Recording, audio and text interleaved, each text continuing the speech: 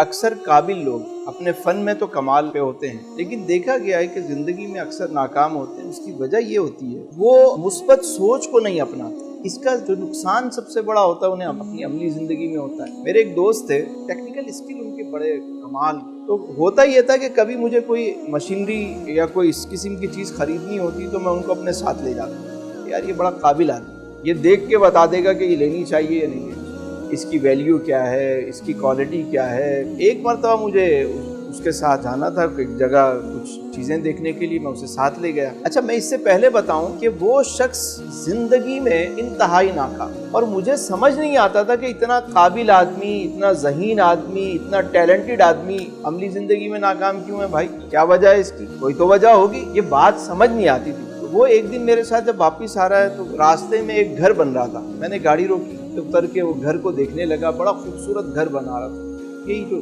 آپ کا گلشن کا جو علاقہ ہے، تو وہ گھر بن رہا تھا۔ اب کیا ہوا، میں گھر دیکھنے لگا، وہ میرے ساتھ آ کے کھڑا ہو گیا۔ میں نے جب اچھے طریقے سے دیکھ لیا، اس کا ایلیویشن تیار ہو رہا تھا، پتہ نہیں کس کا گھر تھا، اللہ جانے، مجھے نہیں پتا، لیکن بہت ان دنوں میں بھی گھر بنا رہا تھا تو ذرا شوق ہوتا ہے بندے کو کہ ذرا دیکھے کیسا گھر ہے۔ تو واپس آ کے ہم دونوں گاڑی میں بیٹھے، میں نے کہا ماشاءاللہ یار کمال ہو گیا، کیا خوبصورت اس نے گھر بنایا، اللہ اس کو برتنا نصیب کر، دل سے بنایا، مجھے بڑا اچھا لگا دیکھ۔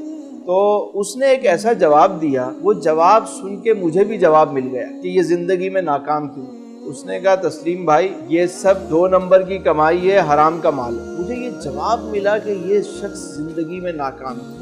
وہ اس کو جانتا تک نہیں تھا کون شخص ہے، کس کا گھر ہے، لیکن اس نے جھٹ ایک بات کہی کہ حرام کا مال ہے، 2 نمبر کی کمائی ہے۔ یعنی اس کا مطلب یہ ہوا کہ بظاہر اس شخص کی سوچ یہ ہے کہ حلال کے مال میں برکت نہیں ہوتی، تو جس کی سوچ ہی یہ ہو تو وہ حلال میں اس کو برکت کیسے ہوگی؟ بڑے بڑے قابل لوگ بیٹھے ہوں گے، دوسرے کے بارے میں کسی طرح کے کامنٹس پاس کر رہے ہوں گے، کیوں؟ قابلیت ہے۔ ایسی قابلیت کو کیا کرنا؟ ایک چھوٹا سا نسخہ ہے، اگر آپ اچھی سوچ اپناتے ہیں، مثبت سوچ اپناتے ہیں، اپنی سوچ کو اچھا کرتے ہیں، لوگوں کے بارے میں اچھا گمان کرتے ہیں، تو اللہ آپ کو بھی کامیاب کر دے گا۔ کیوں؟ اس لیے کہ اللہ کا وعدہ ہے کہ بندہ میرے سے جیسا گمان کرتا ہے میں اس کے ساتھ ویسا معاملہ کرتا ہوں۔ جب آپ سمجھو گے کہ یہ نہیں ہو سکتا تو کیسے ہوگا؟ آپ اچھا گمان کریں گے، آپ کو ملے گا۔